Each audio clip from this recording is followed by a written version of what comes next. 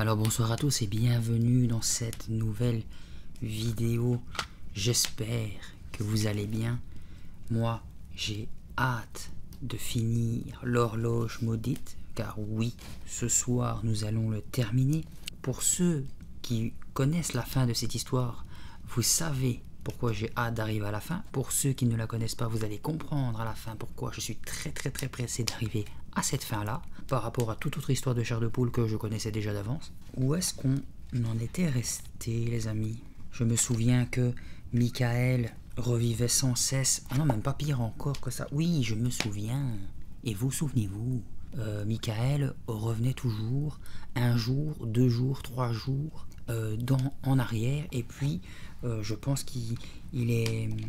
Et puis, souvenons-nous qu'il avait reculé de 4 ans en arrière. Que si ça continuait comme ça, eh ben, il l'avait dans le baba, hein, parce que jusqu'où il serait retourné, ça, on ne sait pas. Donc voilà, on s'en était laissé ici sur le fait que Michael reculait de plus en plus dans le passé, c'est-à-dire 4 ans en arrière. À ce moment-là, pas moyen d'avoir l'horloge pour dire de remettre les pendules à l'heure, si je peux parler comme ça. Donc jusqu'où on va reculer avec Michael et Tania, qui est redevenue, enfin, peut-être toujours aussi petite, mais toujours aussi chiante. Donc comme d'habitude, installez-vous confortablement pour la fin de l'horloge maudite. Je vous souhaite une excellente écoute. Je me réveillais en sursaut, paniqué. Quel jour étions-nous? Quelle année? Je me levais, non sans difficulté, comme si le lit était plus haut qu'auparavant. Sans plus réfléchir à cette nouveauté, je traversai le couloir pour gagner la salle de bain. Là, je me regardais dans le miroir. Quel âge pouvais-je bien avoir à présent? J'étais plus jeune que la veille, c'était évident.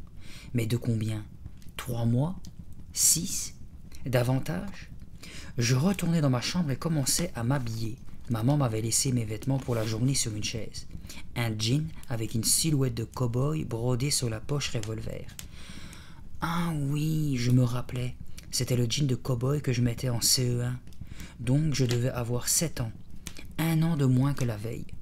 J'enfilai le pantalon en maugréant.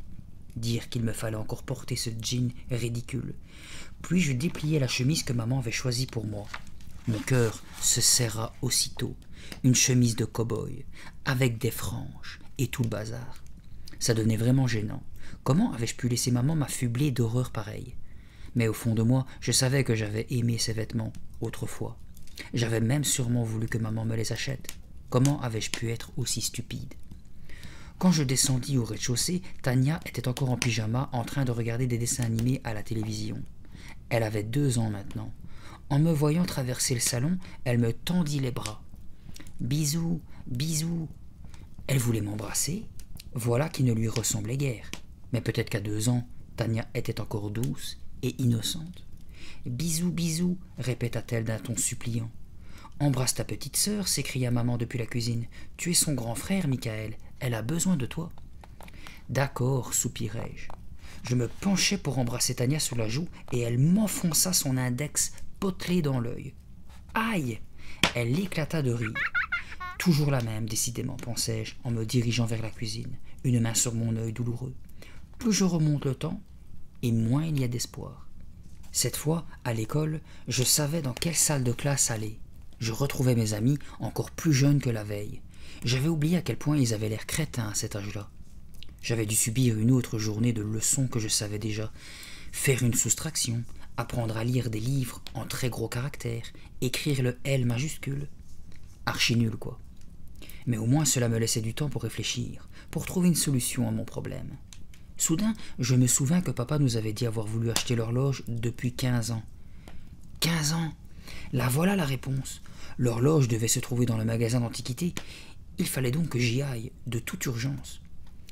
Il me tardait maintenant que l'école soit terminée, afin de remettre la tête du coucou à l'endroit, pour que le temps avance normalement. Ensuite, je m'occuperai du cadran des années et je replacerai l'aiguille sur 1997. Ça allait s'arranger. Mais 12 ans me manquaient. À 7 ans, on ne peut rien faire seul. Il y a toujours quelqu'un en train de vous surveiller. À la sortie des classes, je fis mine de marcher en direction de chez moi. J'allais au bout du pâté de maison, histoire de tromper la vigilance du policier chargé de faire traverser la rue aux enfants. Je savais qu'il me regardait. Au deuxième pâté de maison, je fonçais vers l'arrêt du bus, pourvu que le policier ne m'ait pas vu. Je me cachais derrière un arbre. Quelques minutes plus tard, un bus s'arrêta. Les portes s'ouvrirent en sifflant et je montai les marches. Gagné, pensai-je. Enfin, pas tout à fait. Le chauffeur me regardait bizarrement. Tu n'es pas un peu jeune pour prendre le bus tout seul? Occupez-vous de vos oignons. Il eut l'air surpris. Aussi m'empressai-je d'ajouter: je vais voir papa à son bureau. Maman a donné la permission. Il approuva d'un signe de tête et referma les portes. Cette fois, le bus s'ébranla. Je tendis 3 pièces de 25 cents au chauffeur, mais il m'en rendit une. « Reprends ça, mon gars, la place ne coûte que 50 cents. »« Ah, oui, merci. J'avais oublié. Ils avaient augmenté le prix des tickets de bus quand j'avais 11 ans.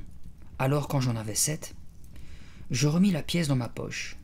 Le bus repartit vers le centre-ville. Cette fois, j'étais sur la bonne voie.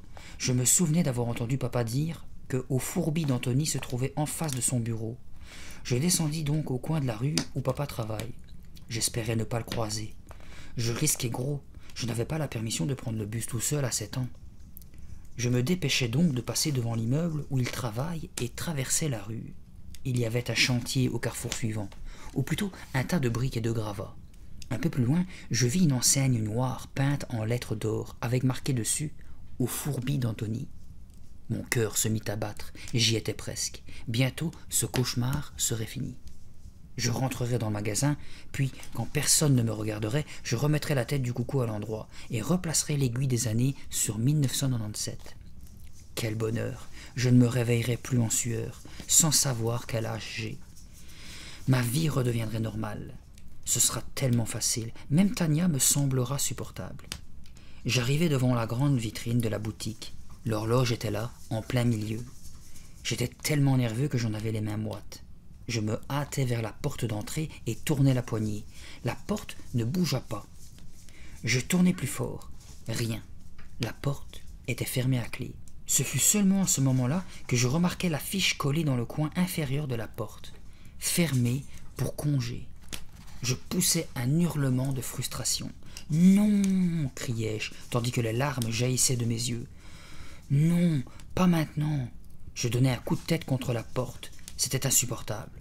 Comment pouvais-je avoir autant de malchance? Et combien de temps Anthony resterait-il en congé? Lorsqu'il reviendrait, je serais peut-être redevenu bébé. Je serrai les dents. Pas question que cela m'arrive. Absolument pas. Il fallait que je fasse quelque chose, n'importe quoi. Je pressai le nez contre la vitrine. L'horloge était là, à moins d'1 mètre, et je ne pouvais pas m'en approcher à cause de cette maudite vitre. Mais une vitre, ça se casse, non? Normalement, je ne pense jamais à ce genre de choses. Seulement, j'étais désespéré. M'approcher de l'horloge devenait une question de vie ou de mort. Je redescendis la rue vers le chantier en essayant d'avoir l'air le plus naturel possible. Pas du tout celui d'un gosse qui s'apprête à envoyer une brique dans une vitrine. Donc j'avançai en sifflotant, les mains dans les poches de mon jean de cow-boy. J'étais presque content de porter cet ensemble à la noix, à ce moment-là. Cela me faisait paraître innocent. Qui, en effet, pourrait bien soupçonner un gosse de 7 ans? En approchant du chantier, je fis mine de donner des coups de pied dans la poussière, par-ci par-là, puis de shooter dans des cailloux. Comme le chantier semblait désert, je me dirigeai lentement vers un tas de briques. Puis discrètement, je me retournai pour vérifier que personne ne me voyait. Parfait, la voie était libre. Je ramassai une brique et la soupesai. Dieu que c'était lourd. Ce ne serait pas facile de la jeter bien loin avec mes petits bras d'élève de CE1. Mais après tout, il suffisait de la flanquer dans la vitrine. Ensuite, je me débourrirais bien. J'essayai d'enfoncer la brique dans la poche de mon pantalon. Trop grosse. Ou plutôt la poche était trop petite. Je portais donc mon fardeau à 2 mains vers la boutique. Naturellement, je prenais un air dégagé, comme si c'était parfaitement normal pour un petit garçon de porter une brique dans la rue. Je croisai quelques adultes pressés. Heureusement, aucun d'eux ne me prêta attention.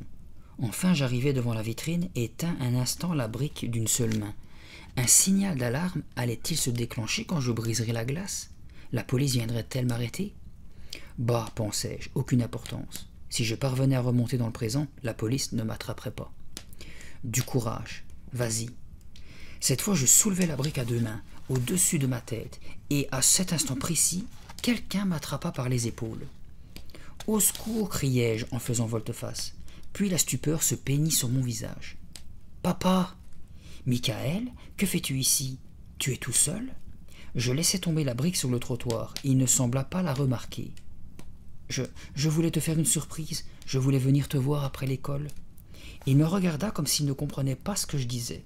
Alors j'ajoutai pour faire bonne mesure. Tu m'as manqué, papa. C'est vrai, ça s'exclama-t-il en souriant. Il était ému, ça se voyait. Comment es-tu arrivé jusqu'ici? Tu as pris le bus? J'acquiesçai. Tu sais que tu n'as pas la permission de prendre le bus tout seul. Il essayait de paraître sévère, mais il ne semblait pas en colère. Il avait été radouci parce que je lui avais dit. Mais ça ne résolvait pas mon problème. Comment faire pour mettre la main sur l'horloge? Papa pouvait-il m'aider? Ça valait la peine d'essayer en tout cas, et j'étais prêt à tout. Papa, tu vois l'horloge là? Il m'entoura les épaules de son bras. Elle est belle, n'est-ce pas? Cela fait des années que je l'admire. Il faudra absolument que je voie le cadran de près. C'est très très important. Sais-tu quand le magasin va rouvrir? Il faut trouver un moyen. Papa se méprit et me tapota les cheveux.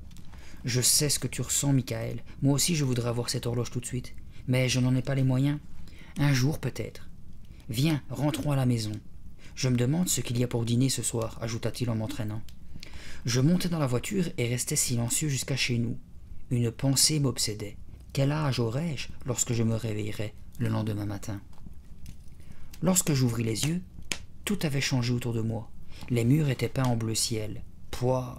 Je regardais mon couvre-lit, en tissu du même bleu, avec des kangourous qui sautaient partout, comme sur les rideaux d'ailleurs. Ravissant. Mon regard fit rapidement le tour de la pièce. Sur un mur, il y avait une tapisserie représentant une vache. De mieux en mieux. Ce n'était pas ma chambre, et pourtant je reconnaissais cette pièce. À cet instant, je sentis une bosse contre ma jambe. Je glissai la main sous le couvre-lit au kangourou et extirpai Harold, mon vieil ours en peluche. Bon sang, qu'est-ce que je faisais ici? C'était la chambre de Tania. Je bondis du lit. Je portais un pyjama imprimé avec les 101 dalmatiens. J'aimais donc tant les bêtes quand j'étais petit. Mais petit comment, justement? Je courus à la salle de bain pour me regarder dans le miroir. Quel âge avais-je maintenant? Impossible à dire, parce qu'il fallait que je grimpe sur le siège des toilettes pour voir mon visage. Mauvais signe. Je me hissai sous la cuvette et pris appui sur la tablette du lavabo. Horreur! J'avais l'air d'avoir 5 ans. Je sautai du siège et dévalai l'escalier jusqu'à la cuisine. « Bonjour mon poussin !» s'exclama maman en me serrant contre elle pour m'embrasser. « Bonjour maman !» Je n'arrivais pas à reconnaître ma voix, si enfantine. Papa était assis à table et buvait son café. Il posa sa tasse et me tendit les bras. « Viens faire un gros bisou à papa. » Je soupirai et me forçai à courir me jeter dans ses bras et à l'embrasser sur la joue. J'avais oublié toutes les effusions que les enfants ont à supporter. Sans m'attarder davantage à ce genre de jeu, je quittai la cuisine en courant sur mes petites jambes de garçon de 5 ans. Courant toujours, je traversai le salon, m'engouffrai dans le bureau, puis revins à la cuisine.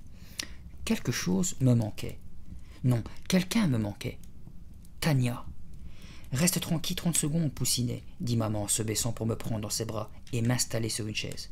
« Veux-tu des céréales ?»« Où est Tania ?» demandai-je. « Qui ?»« Tania. » Maman interrogea papa du regard. Il haussa les épaules. « Tu sais bien, insistai-je, ma petite sœur. » Maman sourit. « Ah, Tania !» s'exclama-t-elle comme si elle comprenait enfin.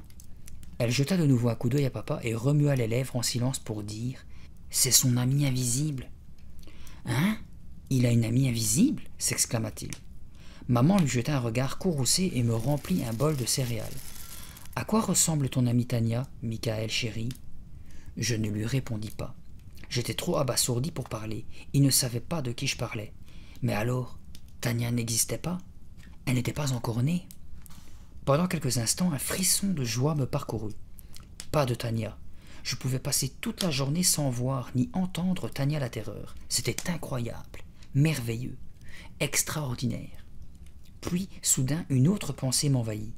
Effroyable, celle-là, car si la plus jeune des enfants Webster avait disparu, j'étais le prochain. Lorsque j'eus terminé mon bol de céréales, maman m'emmena dans ma chambre pour m'habiller. Elle me mit ma chemise, mon pantalon, mes chaussettes et mes souliers, mais elle ne m'attacha pas mes lacets. « Maintenant, mon poussin, tu vas essayer de lasser tes chaussures tout seul. Te rappelles-tu comment tu as fait hier ?» Elle prit un lacet entre ses doigts et se mit à chantonner tout en le nouant. « Le petit lapin saute autour de l'arbre, et les canards sautent dans les buissons. Tu t'en souviens ?»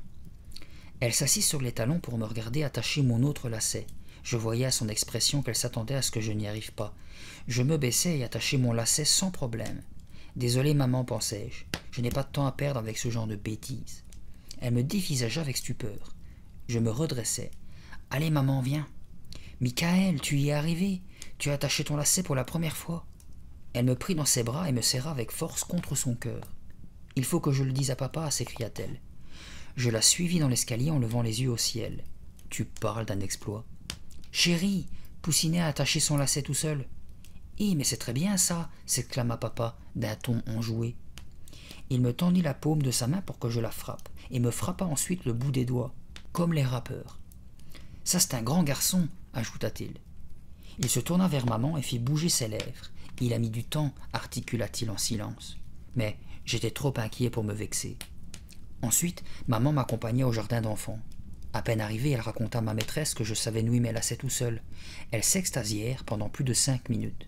Après, il fallut que je m'asseye dans cette stupide salle de classe. Je dus faire de la peinture avec mes doigts et chanter l'alphabet pendant toute la matinée, alors qu'il me fallait revenir d'urgence au magasin d'antiquités. Je ne pouvais penser à rien d'autre dans mon désespoir. Mon désir le plus cher était de remettre l'aiguille sur la bonne année. Qui sait, demain je serais peut-être incapable de marcher. Mais comment arriver jusque chez Anthony? Cela avait déjà été très dur d'aller en ville quand j'étais en CE1.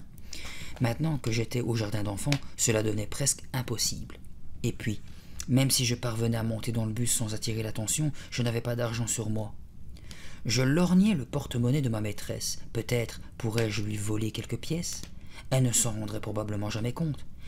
Mais si elle me prenait en flagrant délit, j'aurais de gros ennuis. Et j'avais assez d'ennuis comme ça. Je décidai donc de me glisser dans le bus sans payer. Je trouverais bien un moyen quelconque. Lorsque l'heure de la sortie arriva enfin, je me précipitai pour prendre le bus, et je me cognai en plein dans maman. « Bonsoir, Poussinet, as-tu passé une bonne journée ?» J'avais oublié qu'elle passait me chercher tous les jours à l'école. Elle me prit la main et la serra dans la sienne. Impossible d'échapper à son étreinte.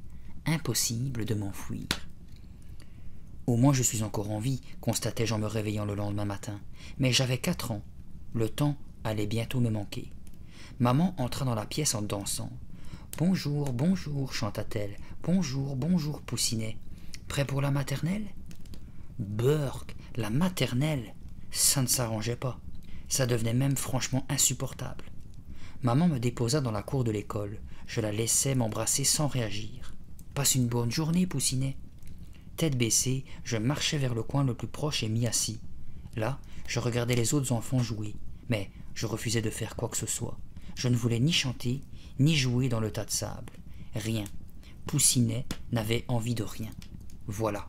« Qu'est-ce que tu as aujourd'hui, Michael ?» demanda la maîtresse, Madame Sarton. « Tu ne te sens pas bien ?»« Si, ça va. Alors pourquoi ne joues-tu pas ?» Elle me dévisagea attentivement pendant quelques secondes, puis ajouta d'un ton décidé. « Cela te ferait du bien de jouer ?» Sans me demander mon avis, elle me prit dans ses bras et me porta de l'autre côté de la cour. Là, elle me déposa près du bac à sable. « Mona va jouer avec toi, me dit-elle, toute joyeuse. Mona était très mignonne quand elle avait 4 ans. Comment avais-je pu l'oublier? Pour l'instant, cependant, elle semblait très occupée à construire un igloo. Enfin, je pensais que cette espèce de tas vaguement rond devait être un igloo. J'ouvris la bouche pour lui dire bonjour, et puis, tout à coup, je me sentis intimidé. Ça ne durera pas. Je n'allais pas me laisser impressionner par une fille de 4 ans, non. Et puis, elle ne m'avait pas encore vu dans mes sous-vêtements. « Bonjour, Mona. » Je grimaçais en entendant la petite voix puérile qui sortait de ma bouche. Mona me toisa d'un air hautain. « Beuh !» lança-t-elle en plissant son joli petit nez retroussé. « Un garçon. Je déteste les garçons. »« Eh ben, glapis-je de ma voix de fausset, si c'est ce que tu penses, t'as qu'à oublier ce que j'ai dit. » Mona me regarda, étonnée, comme si elle n'avait rien compris. « Les garçons, c'est bête, lâcha-t-elle enfin. » Je haussai les épaules et dessinai des volutes dans le sable avec mes petits doigts potelés. Mona creusa des douves autour de son igloo, puis se releva. « Ne laisse personne toucher à mon château, » ordonna-t-elle. « D'accord. » Ce n'était donc pas un igloo. Elle s'en alla sur ses petites jambes et revint quelques minutes plus tard, un seau à la main. Elle versa avec soin un peu d'eau dans les douves de son château, puis elle répandit le reste sur ma tête. « Idiot, idiot de garçon !» lança-t-elle d'une voix perçante avant de s'enfuir. Je me levai et m'ébrouais comme un chien. J'avais une étrange envie d'éclater en sanglots et de courir vers la maîtresse. Mais je me retins.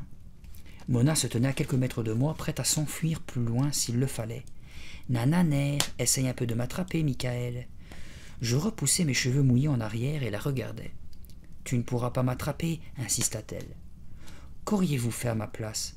Je m'élançai vers elle. Elle poussa alors un cri strident et courut vers l'arbre à côté de la clôture de la cour de récréation. Là-bas, il y avait une autre fille de son âge. On aurait dit Hélène. Elle portait des lunettes épaisses à monture rose et dessous un pansement sur l'œil droit. J'avais oublié ce pansement. Hélène avait été obligée de le porter presque toute l'année du CP. Mona cria de nouveau et s'agrippa à Hélène. Une seconde plus tard, les deux filles s'accrochaient l'une à l'autre en hurlant, comme si elles voyaient arriver King Kong en personne. Je m'arrêtai devant l'arbre. « N'ayez pas peur, je ne vous ferai pas de mal. »« C'est pas vrai, hurla Mona. Au secours !» Je m'assis dans l'herbe pour leur prouver que je n'avais pas de mauvaises intentions. Peine perdue. « Il nous fait du mal, il nous fait du mal !» Soudain, elles se lâchèrent et se jetèrent sur moi comme deux folles. « Aïe ! Tiens-lui les bras, ordonna Mona. Hélène obéit et Mona commença à me chatouiller. « Arrête, suppliai-je, arrête !» C'était une véritable torture. « Non, s'écria Mona, ça t'apprendra à essayer de nous attraper. »« Mais je n'ai pas... » Difficile de parler pendant qu'elle me chatouillait. « Je n'ai pas essayé de... »« Si !» J'avais oublié à quel point Mona pouvait être tyrannique. Cela me fit réfléchir. Si jamais je reviens à mon âge réel, pensai-je, peut-être que je n'aimerais pas autant Mona.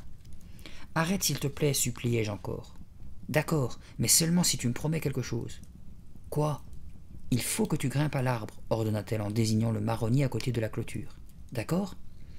J'examinai l'arbre. Ça ne devait pas être bien compliqué de se hisser jusqu'à la première branche. « D'accord, mais lâche-moi. » Mona se redressa et Hélène me lâcha les bras. Je me remis debout et secouai l'herbe de mon pantalon. « Ha ha, tu as peur » railla Mona. Quelle sale gosse. Elle était presque aussi mauvaise que Tania. Et maintenant, elle se mit à chantonner avec sa copine. « Michael a peur. Michael a peur. La ferme. Vous ne voyez pas que je le grimpe, votre arbre? C'est pas la peine de m'allumer comme ça. » Elles me regardèrent toutes les deux hébétées, comme Mona tout à l'heure, comme si elles ne comprenaient pas un mot de ce que je disais. « Ouh, Michael a peur, reprirent-elles en chœur. Je soupirai et continuai à grimper. Mes mains étaient tellement petites que c'était dur d'attraper les branches. Soudain mon pied glissa et une pensée horrible me traversa l'esprit. Cet arbre, ça me rappelait. N'était-ce pas à la maternelle que je m'étais cassé le bras? Aïe!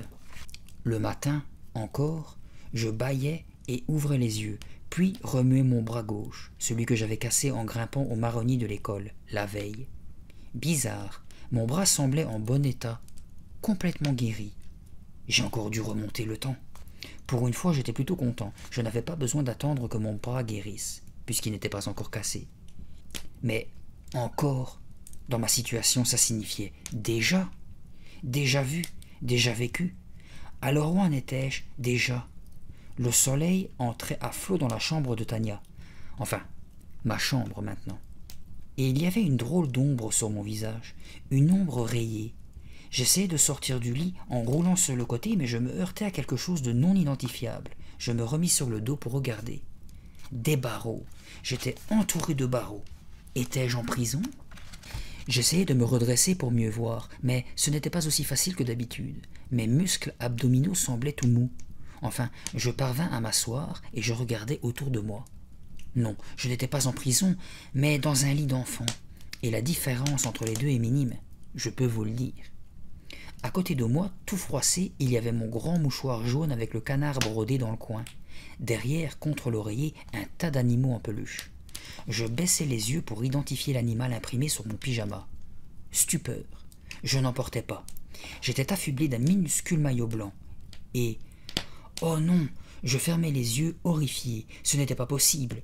Pitié, non. J'ouvris les yeux et vérifiai si j'avais bien vu. Eh bien oui. Je portais une couche. Quelle humiliation! Quel âge avais-je donc à présent?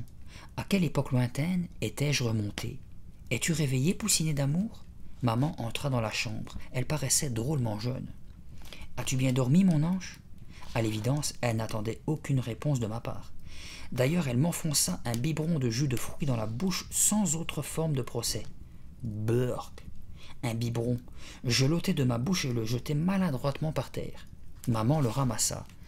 Non, non, non, s'exclama-t-elle d'un ton patient. Vilain petit poussinet, bois ton biberon maintenant. Allez. Elle glissa de nouveau la tétine dans ma bouche et comme j'avais soif, je bus. Bien sûr, dès que maman sortit de la pièce, je lâchai le biberon. Il fallait que je sache mon âge. Il fallait que je sache combien de temps il me restait. Je m'agrippai au barreau du lit et me mis debout. Ça va, pensai-je, je tiens encore sur mes jambes. J'essayai de faire un pas. Je ne contrôlais pas très bien les muscles de mes mollets. Je fis le tour du lit en titubant. Bon, j'arrivais à marcher. Pas très droit, mais j'y arrivais. Donc, je devais avoir 1 an. À ce moment-là, je tombais et me cognais la tête au barreau. Les larmes me montèrent aussitôt aux yeux et je me mis à geindre et à brailler. Maman arriva en courant dans la chambre. « Que se passe-t-il, Poussinet? Qu'est-ce que tu as ?» Elle me prit dans ses bras et me tapota le dos. Je ne pouvais pas m'arrêter de pleurer. C'était vraiment très gênant. Qu'allais-je devenir? J'étais désespéré. En une seule nuit, j'étais revenu 3 ans en arrière. Si j'avais 1 an aujourd'hui, demain... Un frisson parcourut ma petite échine. Il fallait absolument que je trouve un moyen d'arrêter de remonter le temps. Je n'avais pas une minute à perdre. Mais comment faire? Je n'étais même plus en maternelle. J'étais un bébé. Maman me dit de sa douce et jeune voix que nous allions sortir et qu'elle allait m'habiller. Puis elle prononça les mots que je redoutais. « Je sais ce qui t'ennuie, Poussinet. Ta couche a sûrement besoin d'être changée. »« Non, m'écriai-je, non. »« Oh si, Poussinet, allez, viens. » Je n'aime pas penser à ce qui s'est passé ensuite. Je préfère effacer ça de ma mémoire. Quand le pire fut terminé, maman m'installa dans un parc. Encore des barreaux, pendant qu'elle s'affairait dans la maison. Je secouai un hochet, flanquai un coup dans un mobile qui pendait au-dessus de ma tête et le regardai tourner un instant. Puis j'appuyai sur les boutons d'un jouet en plastique. Il en sortit toutes sortes de bruits. Un glapissement, un couinement, un miaulement. Je m'ennuyais à mourir. Puis maman vint me chercher. Elle me mit un pull chaud et un petit bonnet tricoté bleu pâle, complètement tarte. « Qui c'est qui veut voir son papa ?» gazouilla-t-elle. « Qui veut voir son papa et faire des courses ?»« Papa, papa » répliquai-je. J'avais voulu dire « Si tu ne m'emmènes pas au fourbi d'Anthony, je sauterai de mon lit et je me fendrai le crâne. » Mais je ne pouvais pas parler. C'était frustrant. Maman me porta jusqu'à la voiture et m'attacha dans un siège bébé à l'arrière. « Moins serré, maman » essayai-je de dire. Au lieu de ça, je ne pus que bégayer. « Non, non, non, non, non, non, non. »« Ne fais pas le vilain maintenant, Poussinet, » déclara maman. « Je sais que tu n'aimes pas ton siège bébé, mais c'est obligatoire. » Elle resserra encore ma ceinture de sécurité, puis se mit au volant. Je compris rapidement qu'elle se dirigeait vers le centre. « Il y a peut-être une chance, me mis-je à espérer. Si nous allions voir papa, nous serions tout près du magasin d'antiquités. Et alors ?» Comme prévu, maman se gara devant le bureau de papa, puis me détacha de mon siège. Je pouvais enfin bouger, mais pas pour longtemps. Elle sortit une poussette du coffre, la déplia et m'y installa. Attachée, évidemment. Être un bébé, c'est être prisonnier, pensai-je. Tandis qu'elle me poussait sur le trottoir, je ne m'étais jamais rendu compte à quel point c'était épouvantable. Nous étions arrivés à l'heure du déjeuner. Un flot d'employés se déversa de l'immeuble, puis papa apparut et embrassa maman. Ensuite, il s'accroupit pour me chatouiller sous le menton. « Et voilà mon petit garçon. Dis bonjour à papa, » souffla maman. « Jour papa, » gazouillai-je. « Bonjour Poussinet, » répondit-il tendrement. Mais quand il se redressa, il se pencha vers maman pour lui murmurer, comme si je ne pouvais pas l'entendre. « Ne devrait-il pas dire davantage de mots, chérie ? Le fils de Ted Jackson a son âge, et il arrive à prononcer des phrases entières. Il peut dire ampoule et cuisine et je veux mon ours en peluche. » « Ah, ne recommence pas, s'il te plaît, » chuchota maman en colère. « Michael n'est pas en retard. » Furieux, je me tortillai dans ma poussette. « Moi, en retard ? Je n'ai pas dit ça, chérie. J'ai dit... Si tu l'as dit, si, l'autre soir, quand il s'est enfoncé des petits pois dans le nez, tu as suggéré qu'il faudrait lui faire passer des tests. Je m'enfonçais des petits pois dans le nez. Je frissonnais de la tête aux pieds. Bien sûr, c'était stupide, mais je n'étais qu'un bébé, après tout. Papa s'emballait un peu, non? J'aurais voulu lui dire que je m'arrangerais avec le temps, au moins jusqu'à l'âge de 12 ans. Je sais que je n'ai rien d'un génie, mais j'ai plein de bonnes notes en classe. Nous parlerons de ça plus tard, reprit papa. Si nous voulons trouver une table pour la salle à manger, nous ferions mieux d'y aller maintenant. C'est toi qui as parlé trop tard, répliqua maman avec une moue mécontente. Elle effectua un demi-tour avec ma poussette et traversa la rue. Papa nous suivit. Je laissai mon regard errer sur les façades. Un immeuble, un bureau de prêteur sur gage, un café. Soudain je vis ce que je cherchais, et mon cœur bondit dans ma poitrine. Au fourbi d'Anthony. Je gardai les yeux rivés à l'enseigne. « S'il te plaît, maman, emmène-moi là, l'implorai-je en silence. S'il te plaît. » Maman me poussait toujours. Elle passa devant l'immeuble, devant la boutique du prêteur sur gage, devant le café, et s'arrêta devant la boutique d'Anthony. Ouf! Papa s'immobilisa aussi et regarda la vitrine, les mains dans les poches. Je n'arrivais pas à y croire. Après tout ce temps, j'y étais. Enfin un peu de chance. Je regardais la vitrine avec avidité, cherchant l'horloge. Il y avait une étagère en bois, une lampe avec un abat-jour à franges, un tapis perçant et une pendule de table, pas une horloge avec un coucou. Ce n'était pas la bonne. Mon cœur se serra et retrouva sa place habituelle dans ma poitrine. Pourquoi le destin me jouait-il des tours pareils? J'étais enfin parvenu à la boutique d'antiquité et l'horloge n'y était pas. Ma vie avait-elle encore un sens? J'avais envie de pleurer. Et pourquoi pas après tout? J'étais un bébé, non? C'était bien normal que je pleure. Mais je n'en fis rien. Même si j'avais l'air d'un bébé, à l'intérieur, j'avais 12 ans. Et j'avais toujours ma fierté. Papa s'avança vers la porte et la tint ouverte devant maman qui me poussa à l'intérieur. La boutique était encombrée de vieux meubles. Un homme joufflu d'environ 40 ans se fraya un chemin jusqu'à nous. Et soudain, derrière lui, à l'autre bout de la boutique, dans un coin, je la vis. Oui, l'horloge de ce sale coucou vengeur. Un cri enthousiaste sortit de ma poitrine et je me mis à me balancer dans la poussette pour qu'on me détache. J'étais tellement près du but. « Puis-je vous aider » demanda l'homme. « Nous cherchons une table de salle à manger » répondit maman. Bon sang, il fallait que je sorte de cette maudite poussette. Il fallait que j'atteigne l'horloge. Je me balançais plus fort, mais ça ne servait à rien. J'étais trop bien attaché. « Laissez-moi sortir de ce machin » criai-je. Maman et papa se retournèrent pour me regarder. « Que dit-il » demanda papa. « Quelque chose comme « la la la ouin ouin ouin » suggéra l'antiquaire. Cette fois, je me balançai de toutes mes forces et me mis à hurler. « Il déteste rester dans sa poussette » expliqua maman en se penchant pour me détacher. « Je vais le tenir contre moi et il se calmera. » J'attendis qu'elle me prenne dans ses bras, puis je hurlai de nouveau et me tortillai autant que tortiller se peut. Papa devint tout rouge. « Mais enfin, qu'est-ce que tu as, Michael ?»« Marchez, marchez » hurlai-je. « Très bien » murmura maman en me posant sur le sol. « Mais maintenant, arrête de crier. » Je me calmai immédiatement et testai mes petites jambes potelées et vacillantes. Elles ne m'emmèneraient pas très loin, mais je n'avais qu'elles pour parvenir à mes fins. « Surveillez-le » déclara l'antiquaire. « Il y a beaucoup de choses fragiles ici. » Maman me prit par la main. « Viens, Poussinet, allons voir les tables. » Elle tenta de m'emmener dans un coin du magasin où il y avait plusieurs tables en bois. Je gémis et me débattis en vain. Maman me tenait trop solidement pour que je m'échappe. « Chut, Poussinet !»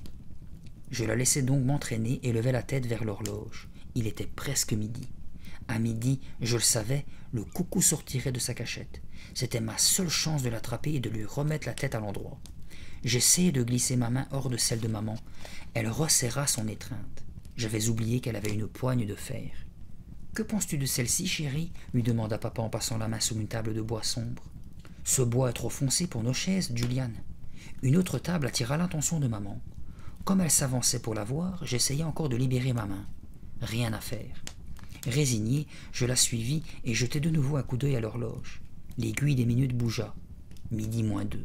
« On ne peut pas se permettre d'être trop difficile, chérie, dit papa. Les bergers viennent dîner dans 2 jours.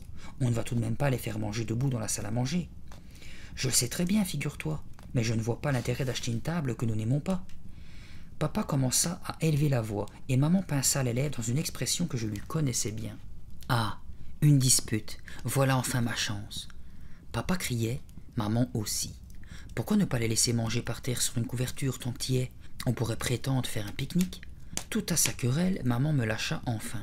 Je reculai et marchai aussi vite que je le pouvais. L'horloge se rapprochait de moi. Je vis l'aiguille des minutes se déplacer d'un cran. Je marchais encore plus vite, tandis que mes parents continuaient à se disputer. « Je n'achèterai pas cette horrible table, un point c'est tout !» s'exclama maman.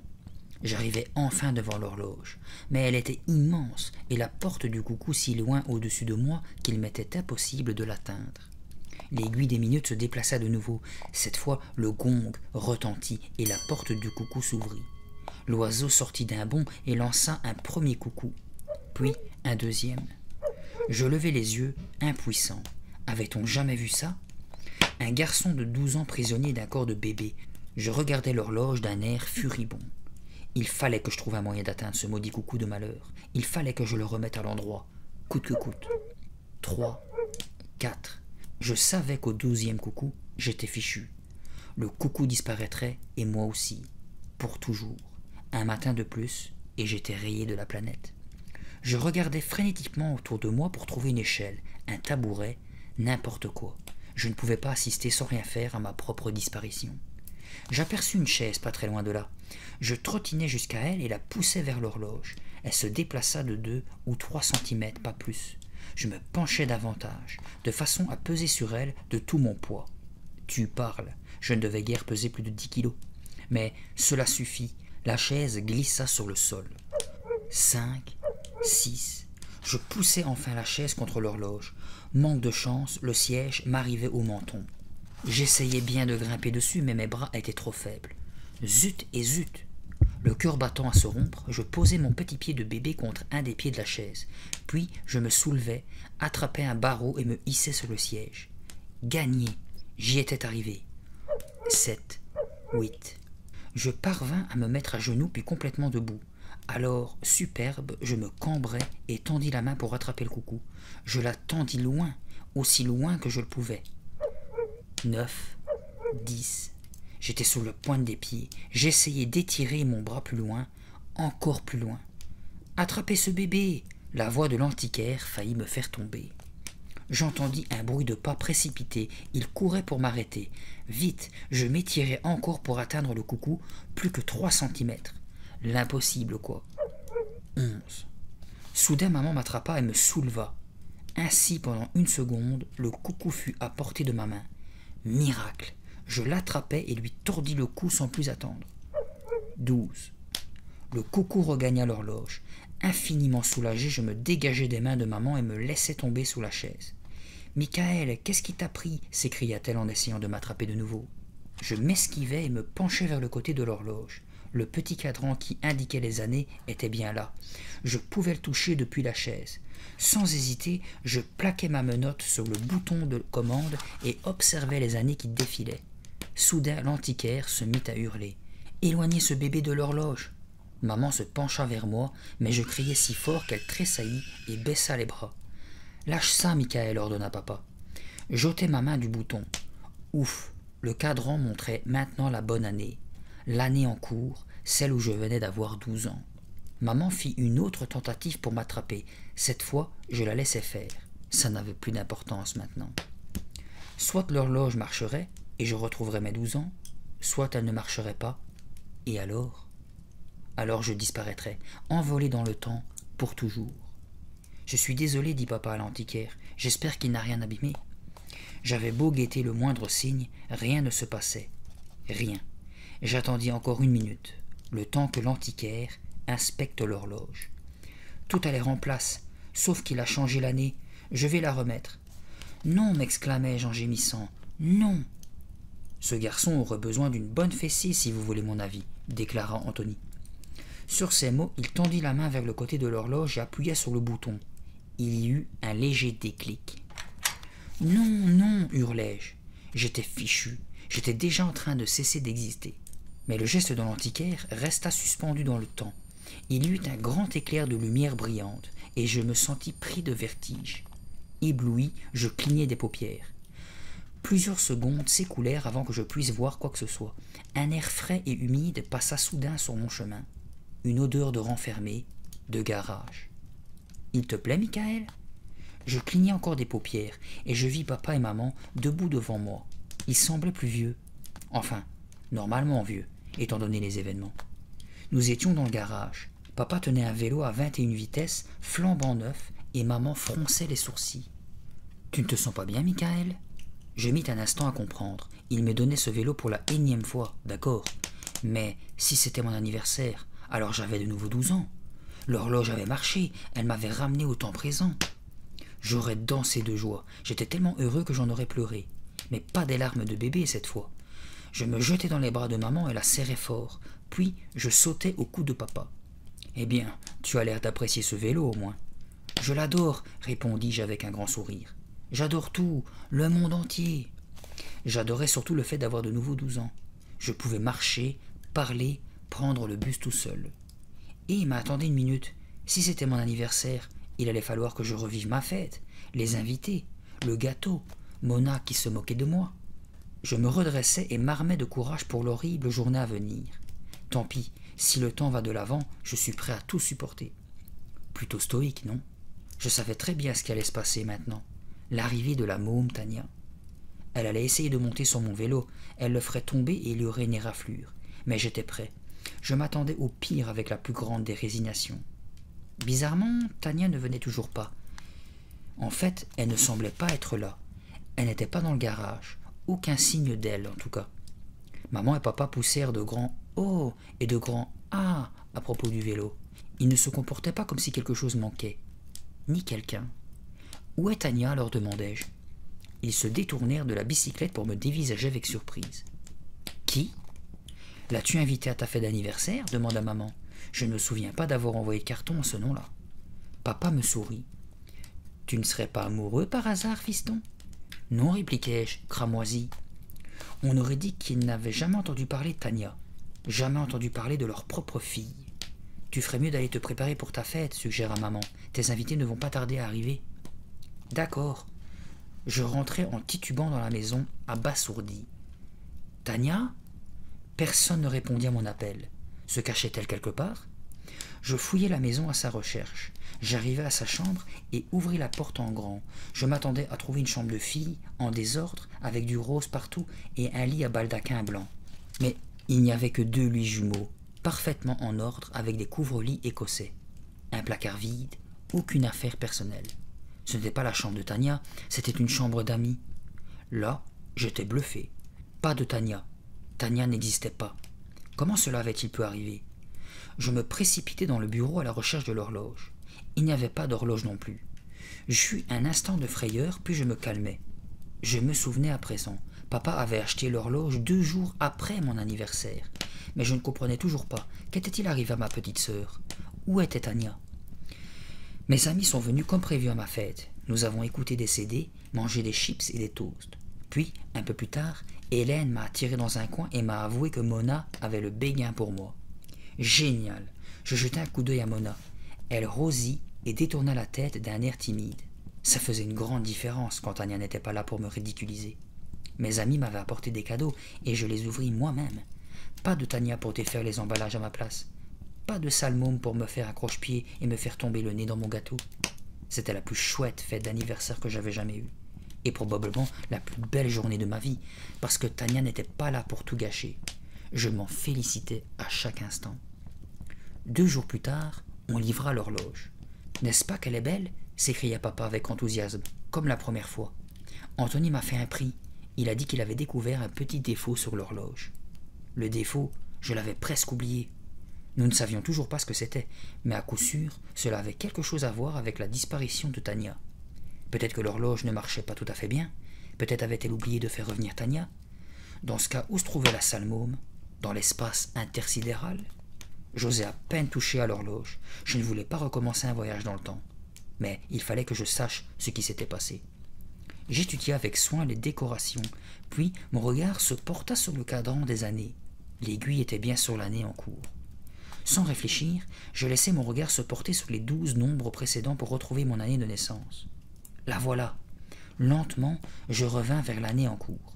1985, 86, 87, 88, 89, 1991. Attendez un peu, je vais sauter une année, non ? Je vérifiai de nouveau les dates. Où était passé 1990 ? L'année où Tania était née ? Papa, m'écriai-je, J'ai trouvé le défaut. Regarde, il manque une année sur le cadran. » Il se pencha à son tour et s'exclama. « Ah oui, tu as raison. Bravo. N'est-ce pas un défaut minime ?»« Un défaut minime, pensai-je. C'est sûr. Il ne peut pas réaliser que ce défaut a fait disparaître sa fille. Il y avait sans doute un moyen de remonter dans le temps pour retrouver Tania, et je pris la décision de le faire. Un de ces jours. » Alors voilà comment se termine l'horloge maudite. Alors maintenant, je pense que tout le monde est au courant pourquoi j'avais hâte d'arriver à la fin. Je suis tellement content de cette fin. Je suis très satisfait. Je pense qu'il va être très fort le livre suivant, on va dire, enfin les livres suivants qui me satisferont plus que celui-là. Je suis heureux pour Michael. Il va avoir que du bonheur maintenant. Ça se voit déjà rien qu'à la première journée sans elle. Je sais, vous allez peut-être me dire que c'est méchant. C'était sa petite sœur. Mais non, c'était la fille de Satan. Je l'avais déjà dit, c'est la fille de Satan. Rendez-vous compte que jusqu'à ce qu'il recule, jusqu'à ce qu'elle ait que 2 ans à peine, c'était déjà une petite peste. Hein. Et je pèse mes mots. Et moi, ce qu'il a vécu, là, tout ça, là, je l'ai vécu moi-même personnellement quand j'étais petit. Hein, que j'ai dû vivre avec des petits cousins, des petites cousines qui faisaient toutes des conneries et que c'était moi que ma mère engueulait et eux, ils étaient blancs comme neige. Hein. Donc moi, tout le long du livre, là, Michael, je l'ai vécu son truc. Hein.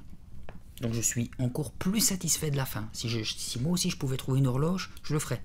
À 200%. À part ça, j'ai vraiment adoré ce livre. Je crois que c'est l'un peut-être de mes préférés parce qu'il mélange un petit peu, je dirais pas la peur pure, mais la peur de savoir si le petit va réussir ou pas.